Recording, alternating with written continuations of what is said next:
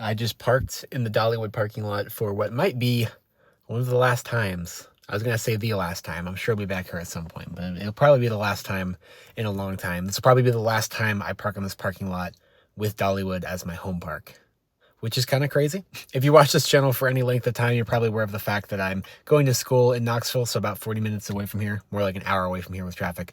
So Dollywood's been my home park for the last 4 years, and I come here all the time. I absolutely love it. It's such a great park on so many levels, very unique too. But I did take a job that is very far away, actually in Wisconsin, so very, very far. So that definitely means I won't be able to come back here. It's just kind of where the job was, but also I do kind of want to get out there and explore more different parts of the world. So definitely excited to for that. But it does mean I won't be able to come back to Dollywood anywhere near as often because I'll be very, very far away. And this park is kind of a pain to get to without driving. Like if I was going to fly or something, it's not in the greatest location for that. It's in a great location for drawing from, the southeast, but coming from farther away, it's kind of a pain to get to. It's currently about 1 p.m. right now. The park is open until 8. I wanted to come from open to close today, but let's just say I was hanging out with some friends very, very late last night, and I didn't feel too good this morning,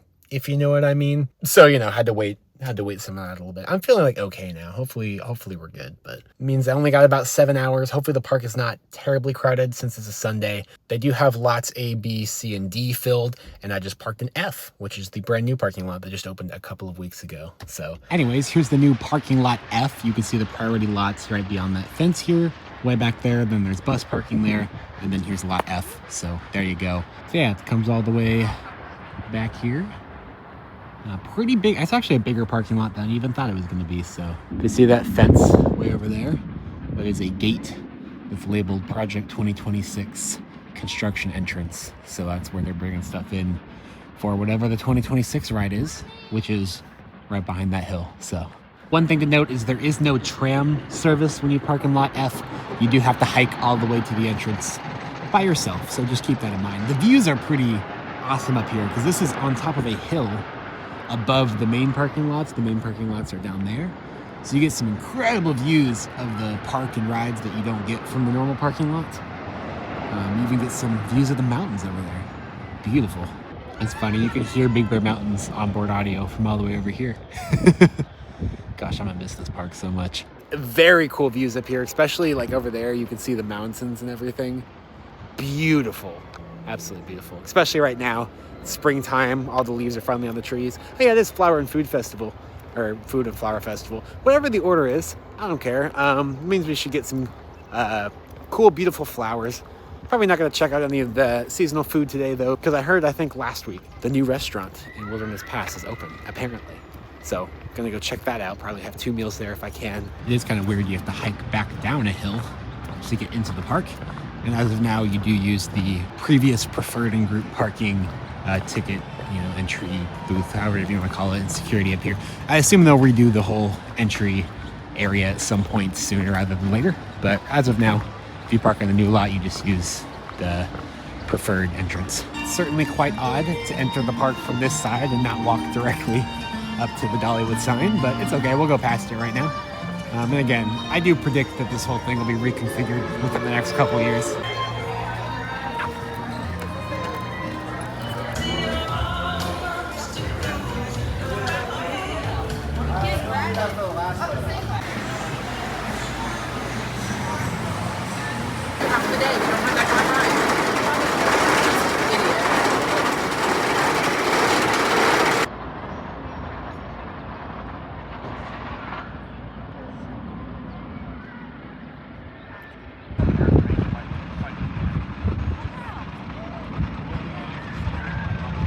All right, the wait for lightning rod was exactly 5 minutes as advertised.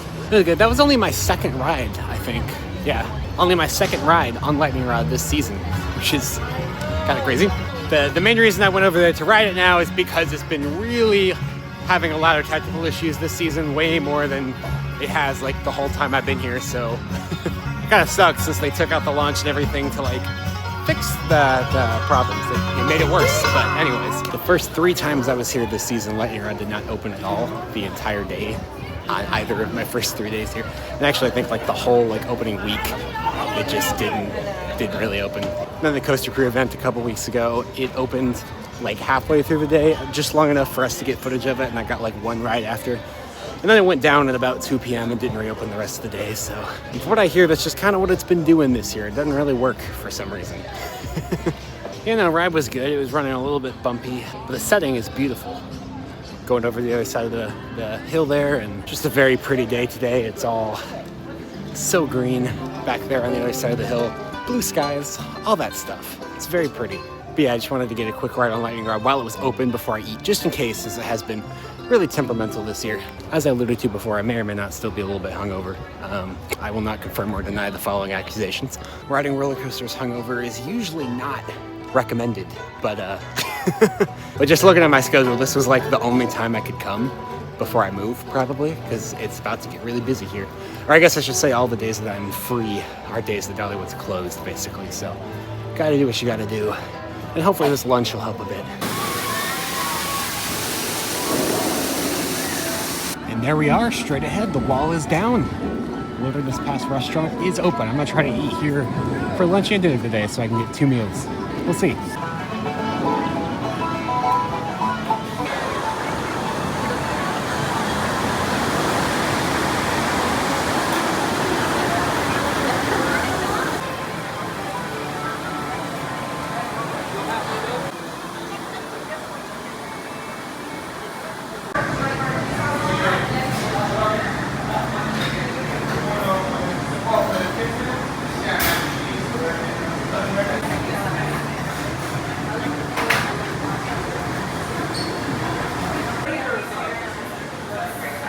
All right, Wilderness Pass restaurant is open. I got my meal. It's very Cedar Fair style, or I guess now Six Flags style.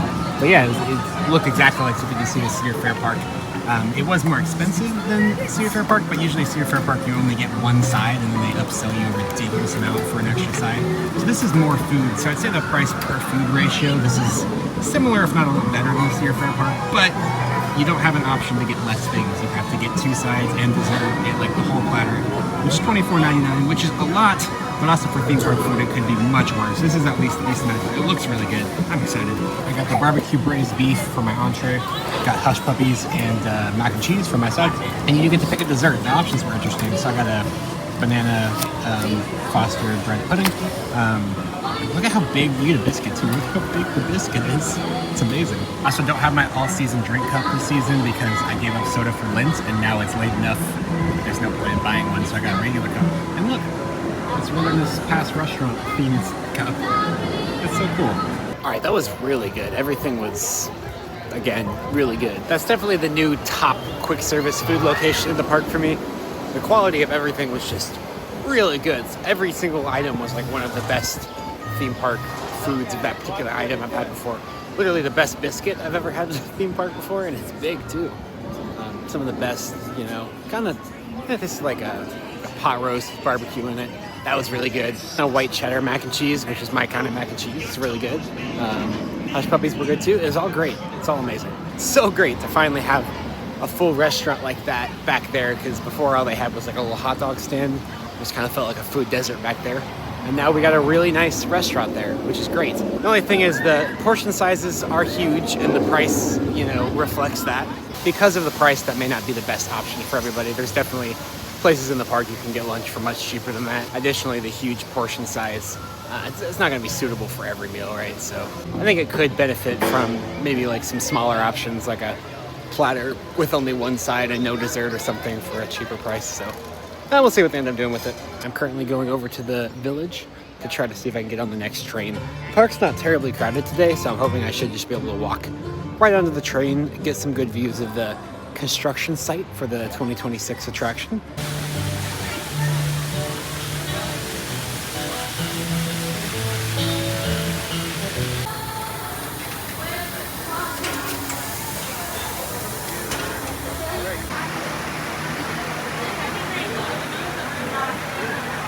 On the count of 3, let's give my big old Southern howdy. Ready? 1, 2, 3. Howdy! Hey, great job, y'all. Keep waving at all these folks.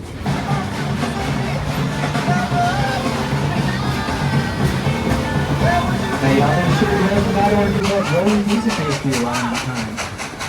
This is a 1931 all locomotive and their body street to the sea. There was then RG-70 at the head, which became known as Cinderella.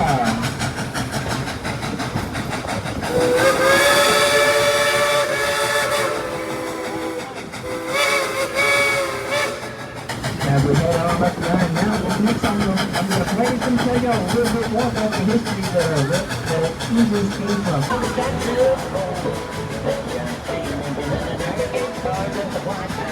Conductors and a one group got for riding with us. R.I.P. to the Gem Tones stage. I still missed that. Oh, I didn't even notice. They got the Dollywood sign hung up on the hillside there, finally. Cool.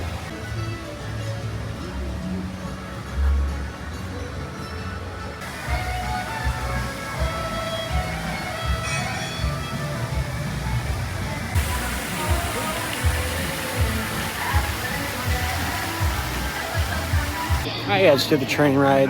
It was good.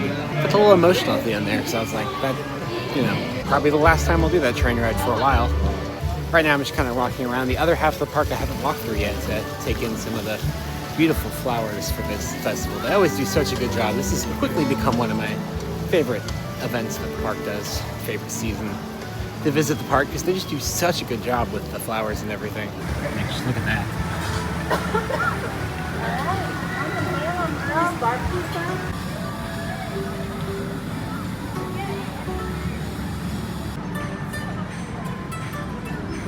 This is just such a beautiful park, especially in like the Craftsman's Valley and Rivertown areas. It just has like a vibe that no other theme park on the planet quite replicates. It's very uniquely Dollywood. Exact same sign. Nothing's changed. Very sad.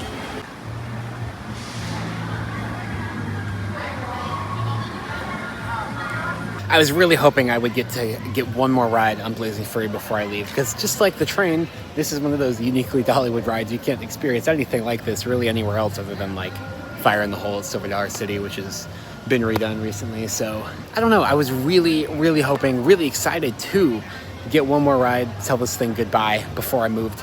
And when I found out it was going to get a refurb this year, I was like, oh cool, so I'll get to ride it in its best form right before I leave. But apparently not, because here we are like mid-May and still no update, still closed. So who knows if it's even reopening this year at this point. Yeah, it's a little odd for this being, again, one of the, or I think it is the only Dollywood opening day, or at least the only Silver Dollar City opening day attraction that's left at this point. One of only a few opening day Dollywood attractions left. I think River Rampage is also from opening day of Dollywood as well. But point is, this is a very classic ride that's very historic for the park. And with it being its 40th anniversary this year, it's very weird that they've not talked about this at all. It almost just feels a little bit, I guess disrespectful is the right word, to some extent. I guess I'll ride Tennis in front of you while I'm here. Might as well.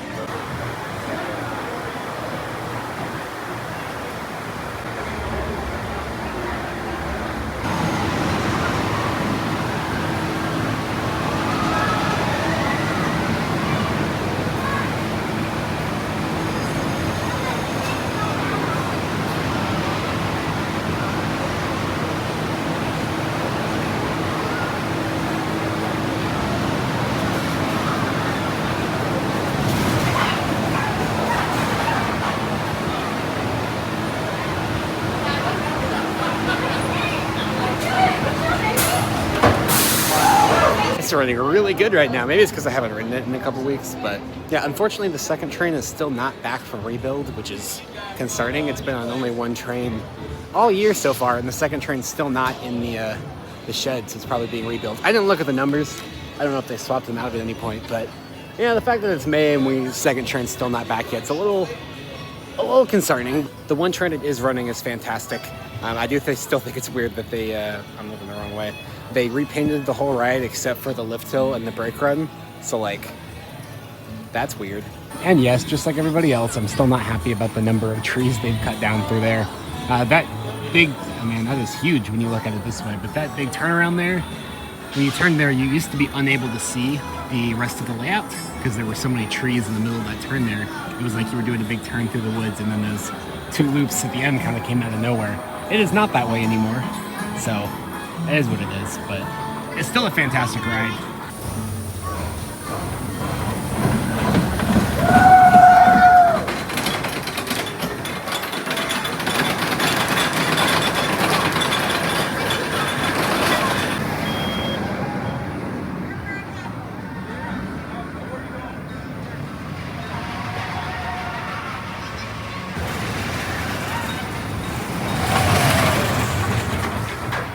My main complaint really is just the restraints, those older Aero restraints. I'm just tall enough now that they like really dig into your shoulders. It's not comfortable. Unlike Carolina Cyclone, I can kind of get around that by just not pulling the restraint down all the way. For some reason on Tennessee Tornado last year and this year, they've been super aggressive about like stapling, which makes no sense because all of the other coasters here at Dollywood, most of the time they don't push down at all. Like on Lightning Rod, you can leave like a whole like inch or 2 inches of space in the lap bar and they don't care. But then here, for some reason, they just come and they push it down as far as it'll possibly go against you. If I had to guess, they probably do that because it's an old aeromechanical restraint. It doesn't have a verified position like most of the newer coasters here do. So that would be my only guess, is that they're just trying to be safe rather than sorry, since there's not a minimum position that's been calculated out for the restraint to go down like there is on newer rides. I'm going again because it really doesn't have a line at all now. And it's good, I want to ride it again. I'm like starting to realize this will be my last time to ride a lot of these all the time. I will no longer have such a great aero looper in my backyard. I'll have Demon, but that's not the same. It is a positive G machine, especially those last two inversions. Just very strong Gs. Although in the transfer shed that the train passes through at the beginning of the ride, there's supposed to be there's a like tornado wind sound effect that for some reason was not on today. So it was just like eerily quiet in there. The train just went through and like the clicking of the brakes just like was just echoing through the room. And it's just, you don't really notice how much of a difference something like that makes until it's not there. Then you're like, it's really quiet. But yeah, no, that is the best aero looper by far. I haven't done that many aero loopers, but most of the other ones I've done are pretty samey. That one's very unique. So it's very interesting to see, because that was the last custom looping coaster that Aero ever did before they went out of business.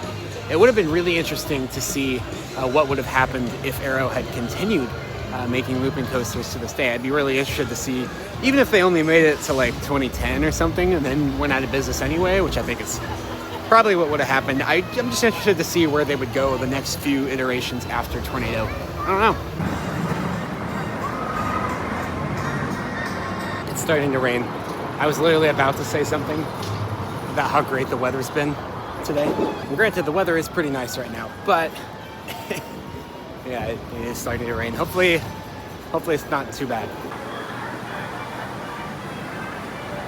Fire Chaser's line is not too bad, but they are only running 2 trains today. They don't, oh my gosh, it's really starting to rain now. Luckily, I'm in the covered part of the queue. There's like that one stretch there that's not covered.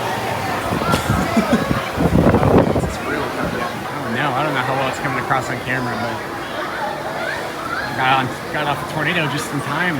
I'm not really in line. I don't want to go in the part of the queue that's not covered right now.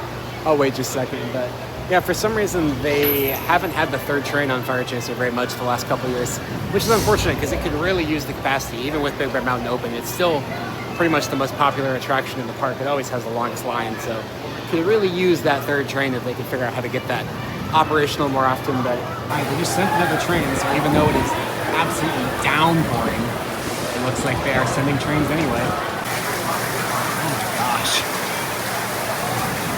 Whoa. That is the most rain I've seen here in a long time. Rides are still running, but Eagle is mostly empty. Yeah, so the rain, I just looked at the radar. The rain's only supposed to last for about 15 minutes. So I'm just gonna chill in Fire Chaser's covered queue till the rain stops, and then we'll go from there.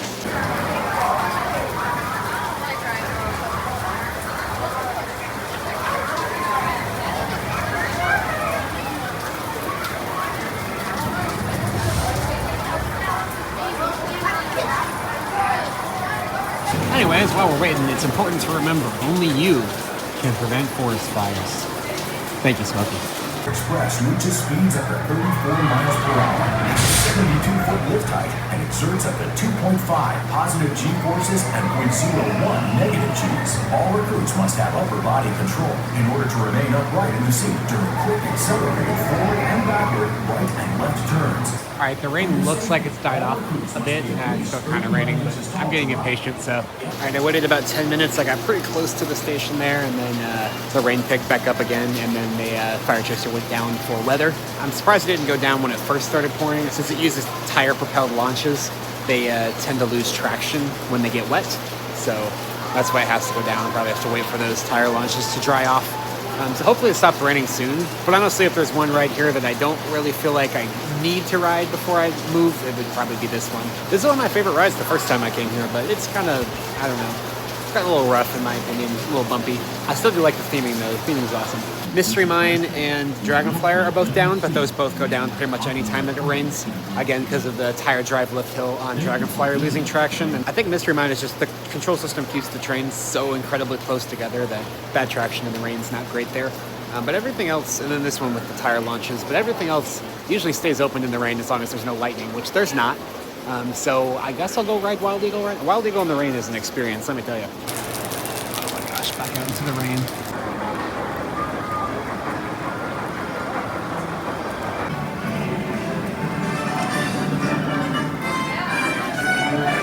Yeah, the rain's really picking up again. This is a terrible idea.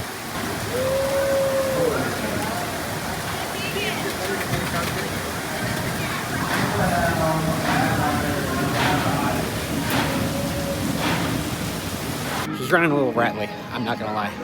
I think it's the most rough Wild Eagle's ever been for me. But still, not uncomfortably so. I've never thought it's uncomfortably rough, but it's a little bumpier than a B&M probably should be. But yeah, it's good. It wasn't raining that bad this time, so that was nice. Well, I was gonna ride again, but we might be down. I just checked the Dollywood app and every single ride just closed. Like just now, everything closed. So I didn't hear anything, but that's making me think lightning, which is not good.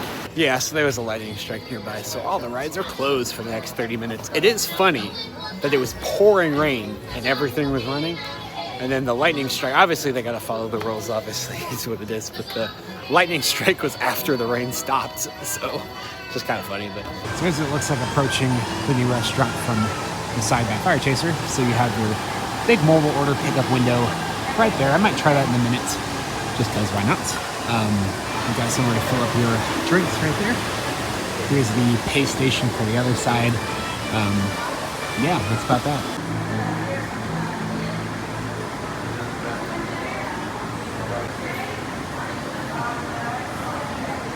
I did decide to get dinner here because, you know, it's storming, nothing's open, really nothing else to do. Pretty much all the shows are already done for the day, which is the thing if you come on a Sunday. I've noticed a trend that the shows, there seem to be less show options on Sunday, which I guess kind of makes sense. But yeah, I really wanted to try the catfish, so. This time got the catfish, collard greens, cheesy grits, and apple cobbler thing.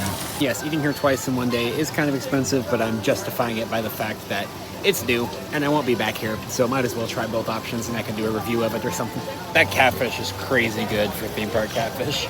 It's more about the breading than the fish, but I'm fine with that. The collard greens are they're a little spicy. They are called spicy collard greens on the menu, but they're not that spicy. But I do think I probably would have just preferred collard greens, but they're fine. Well, this is a stupid thing to be excited about, and it's almost gone. But this is the best theme park biscuit of all time.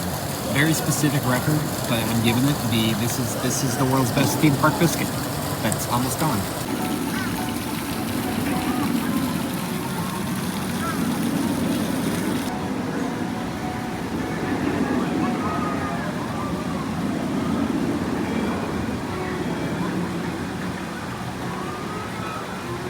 I'm gonna attempt Fire Chaser again, and hopefully it doesn't go down for rain this time.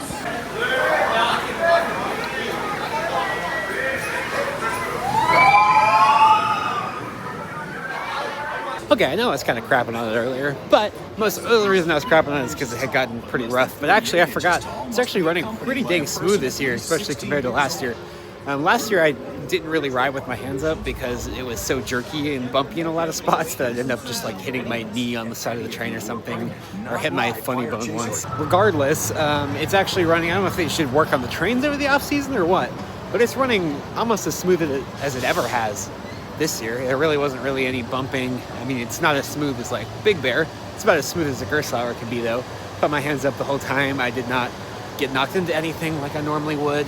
I didn't feel the need to hold on at any point, so that's actually, you know, it's improved a lot. I don't know how. I do wish they could get that third train into service, hopefully going into the summer months they can, because, I mean, I get it's not very crowded today, so only 2 trains maybe makes sense, but what's annoying with that is the crews on Fire Chaser are incredibly well trained and they're incredibly good. So they're always dispatching at a 3-train interval, even when they only have 2 trains. So they'll just like dispatch 2 trains back to back, like really fast. Then you have to just sit there for like a minute and a half waiting for one of the 2 trains to get back. And then they send them both out like immediately back to back. And that's what they keep doing. So you end up having like weirdly long pauses in the station when they only run 2.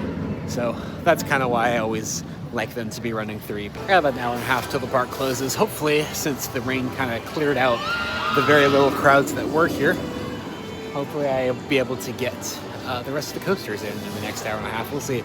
Gotta go to the back of Wildwood Grove, do a little construction update recording for the 2026 attraction. That'll be up way before this vlog, so I'm sure you've already seen that. And then we'll head up Big Bear, Dragonflyer, Mystery Mine, Thunderhead. This is such a hike to get all the way to the back of Wildwood Grove. It is kind of a weird piece of park design. Most of Wildwood Grove is very well designed because it was all done from the ground up at once, but it is definitely a weird decision to make it just like one really long curvy path with no cut-throughs where you just have to like if you're going to ride Big Bear, you're really going back here. And it's only going to get worse because they're putting their new flagship indoor attraction on the other side of Big Bear back there, where you're going to have to hike even further to get to it.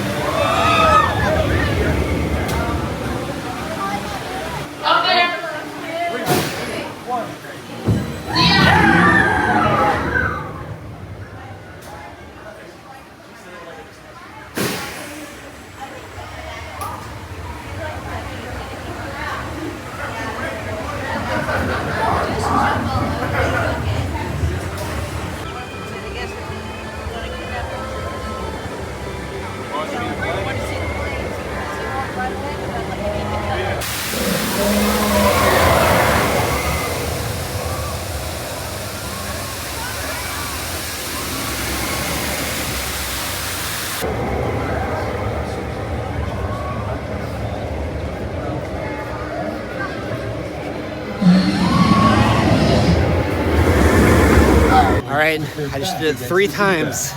They do have the onboard audio working on both trains, so that's a big thumbs up. I will give Dollywood credit, they had some issues with the audio going out a lot the last 2 years, but they do seem to actually care about getting it working again, whereas a lot of parks would just leave it broken, so that's good. It is an integral part of the experience, and just what a great, like just the way that that runs, the way that all the elements flow, it's unlike any other coaster I've ridden. It's one of the more thrilling family coasters I've done, not even like from an intensity standpoint. It's not in no way intense, but it's thrilling just because of the way that it works. It's hard to describe if you haven't ridden it. Yeah, I cannot overhype that ride enough. I'm sorry, I'm probably overhyping it way too much for a lot of people, but it is so good. It's definitely at least my number 3 at the park. It could move up to number 2 at the park, depending. I still have to think about it. It's because Lightning Rod does not run the way that it used to. I know that's a crazy thing for me to say. It's still probably 3, but the fact I have it that high is pretty crazy, I know, but it's so good. And I'll snag Dragonflyer here while it doesn't have a wait, because this is usually one of the most painful ones to wait for, so you gotta get it whenever it's empty.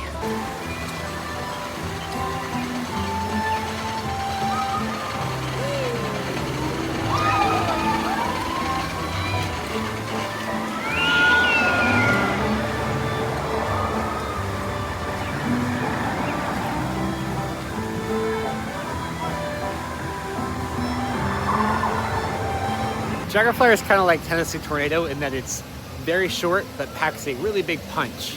Obviously, you know, it's a family coaster, so not a Tennessee Tornado size punch, but you know, for its ride length, it packs a pretty good punch. Oh, hey, look, there's a duck.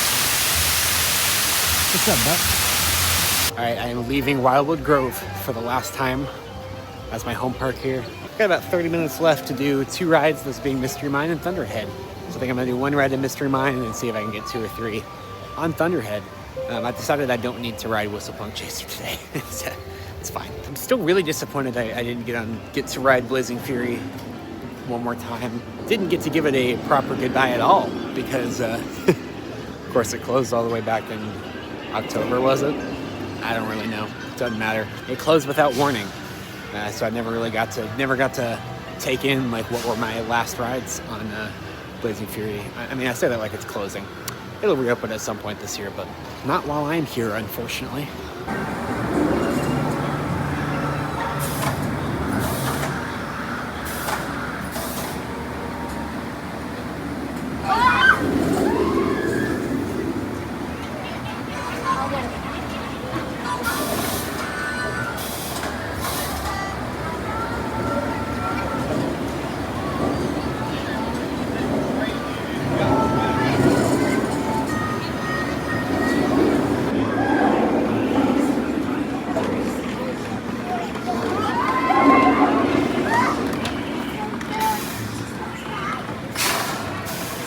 Definitely really fun to ride that right now in a different way after having the backstage tour with the Coaster Crew event a couple weeks ago.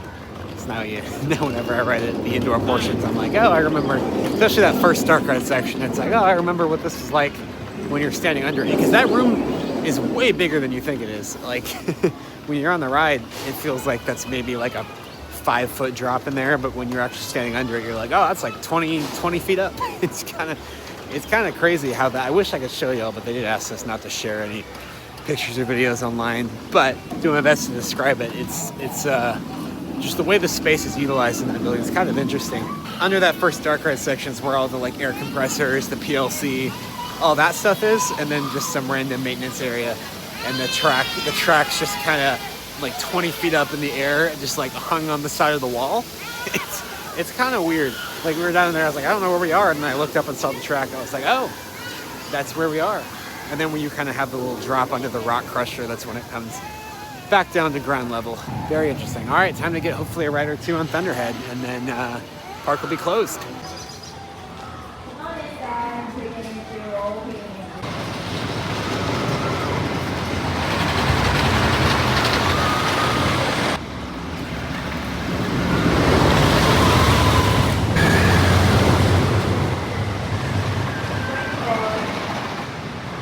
Right, was able to get 3 rides on Thunderhead there. I don't care what anybody says at this point. A lot of people say this now, actually. It's not an unpopular opinion, but I do think Thunderhead's better than Lightning Rod now with how much Lightning Rod's been neutered. Lightning Rod's still a good ride, but Thunderhead is better. Yeah, the track is still really wet from when it was raining earlier, and I forgot the thing runs like a bat out of hell when the track's wet. It's insane.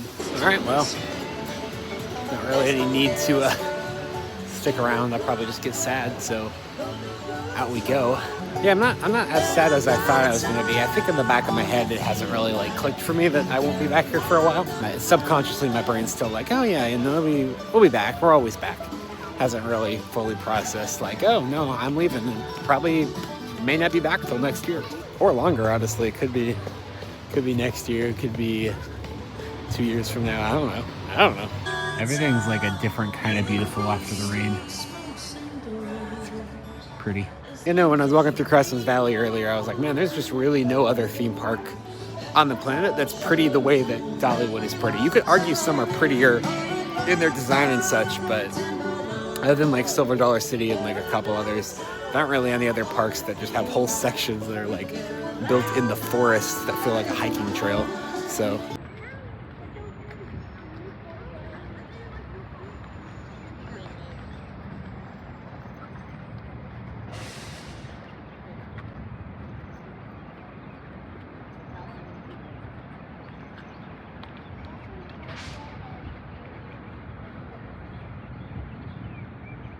goodbye, Dollywood.